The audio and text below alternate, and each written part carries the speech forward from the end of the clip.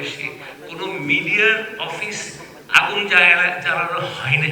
আমার অনুরোধ থাকবে যে নতুন যে বাংলাদেশ আমরা চাচ্ছি, আমরা তারেক রহমানের নেতৃত্বে যেটা ভবিষ্যৎ দেখছি, সেখানে যেন ক্রিটিক্যাল জার্নালিজম, ইন্ডিপেন্ডেন্ট মিডিয়া, এমন তো না যে খুব একটা সুন্দর ইলেকশনের মাধ্যমে পার্টি বদলাচ্ছে উনি আসলে।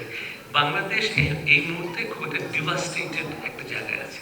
Institutions are being challenged and destroyed. আপনারা প্লিজ মনে রাখবেন যে বাংলাদেশের 53 বছর বয়সে কোনো মিডিয়ার অফিস আগুন জ্বালানো হয়নি। সর্বপ্রথমবারের মতন প্রথম আলো ডেইলি স্টার অফিসে আগুন জ্বালানো কেন? আমরা কি অপরাধ করলাম? আমি এটা অনুরোধ করবো সমস্ত মিডিয়াকে যে সত্যিকার অর্থে আপনারা এটা প্রশ্ন করবেন। তবে ভবিষ্যতের দিকে আমি তাকাতে চাই। আমি সুন্দর একটি সম্পর্ক আমি মিডিয়ার সঙ্গে তুলতে চাই। সেখানে আমার অনুরোধ থাকবে, প্রথমে মত প্রকাশের স্বাধীনতা হচ্ছে স্টেপ 1, বাট যেটা রাজনীতির দলের সবচেয়ে গুরুত্বপূর্ণ অবস্থান হবে, মানে কি বলবো, ক্রিটিক্যাল মত প্রকাশের স্বাধীনতা। মত প্রকাশের স্বাধীনতা আছে, কিন্তু আপনার আমি সমালোচনা করব সেইটার স্বাধীনতা। এখন সালাউদ্দিন ভাই, you are very friendly to the media because you are out of power. আপনি ক্ষমতায় গেলে আপনি কেমন হবেন সেটা আমরা যখন দেখব, যে আপনি একই রকম উদার, একই রকম ভাবে আপনি গ্রহণ করছেন সমালোচনা। আমাদের এই 53 বছরের রাজনীতিতে বড় বড় অভিজ্ঞতা হলো যে কোন সরকার কোন দিন তারা ক্রিটিক্যাল জার্নালিজম একসেপ্ট করে না। আমি আশা করব নতুন বাংলাদেশে এই ক্রিটিক্যাল আপনারা নেবেন, এবং সেখানে আমি বলবো যে critical journalism is not only for freedom of journalism, it is a chance for good governance. আপনি স্বাধীন সাংবাদিকতাকে আপনি করবেন, নার্চার করবেন, অবশ্যই আমাদের তাতে ইন্টারেস্ট, কিন্তু ইউ মাস্ট বি কনসিয়াস। নতুন রিন গভীর থেকে পরিষ্কার করে কাপড়কে রাখে নতুনের মতো উজ্জ্বল। নতুন রিন অ্যাডভান্স পাউডার। দেন আমি যদি সত্য কথা শুনতে না চাই, I will make mistakes. I will repeat those mistakes because I have never taken critical journalism seriously.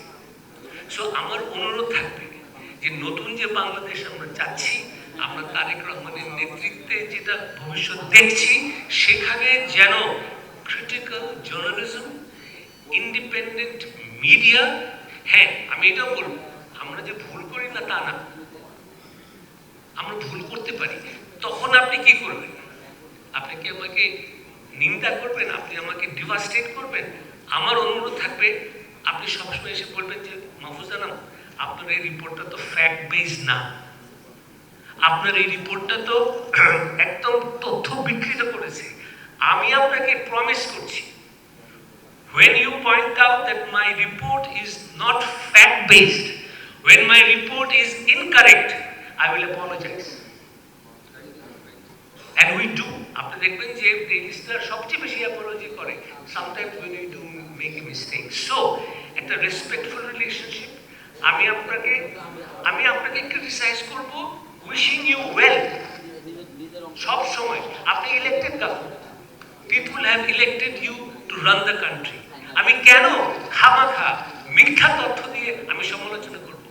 আমি সমালোচনা করব ওই মানসিকতা নিয়ে যে এটা নির্বাচিত সরকার সত্যিকার অর্থে গণতন্ত্রের দিকে যায়, মানুষের চাহিদার দিকে যায়। Because bureaucracy will never tell you the truth, because your intelligence agency will never tell you the truth, even your party colleagues will not tell you the truth, because আপনার সামনে এসে সে বললো যে বিএনপি তো লোকে সমালোচনা করে, তার ভবিষ্যৎ কি হবে সে তো জানে না।